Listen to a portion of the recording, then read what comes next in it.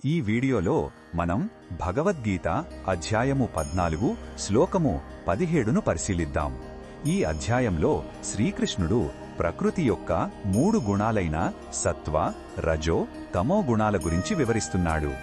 ఈ గుణాలు మన ప్రవర్తనను, మనసును ఎలా ప్రభావితం చేస్తాయో అర్జునుడికి స్పష్టంగా తెలియజేస్తున్నాడు. ఈ శ్లోకంలో ఏ గుణం నుండి ఏ ఫలితం కలుగుతుందో భగవానుడు వివరిస్తున్నాడు. మొదటగా ఈ పవిత్ర శ్లోకాన్ని భక్తితో విందాం. సత్వాత్ సంజాయతే జ్ఞానం రజసో లోభ ఏవ చ ప్రమాదమోహౌ తమసో భవతో జ్ఞానమేవ చ. ఈ శ్లోకం అర్థం ఏమిటంటే సత్వగుణం నుండి జ్ఞానం పుడుతుంది, రజోగుణం నుండి లోభం అంటే దురాశ కలుగుతుంది, ఇక తమోగుణం నుండి అజాగ్రత్త, భ్రమ మరియు అజ్ఞానం కలుగుతాయి. భగవంతుడు ఇక్కడ 3 గుణాల యొక్క ఫలితాలను చాలా స్పష్టంగా వివరిస్తున్నాడు.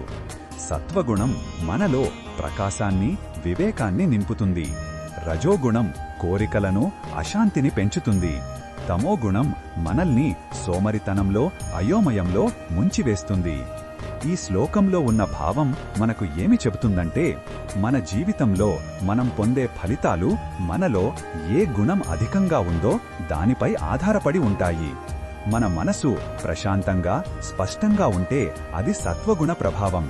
మనసులో నిరంతరం ఆశ, అశాంతి ఉంటే అది రజోగుణం. ఇక ఏమీ చెయ్యాలనిపించక గందరగోళంగా ఉంటే అది తమోగుణ లక్షణం.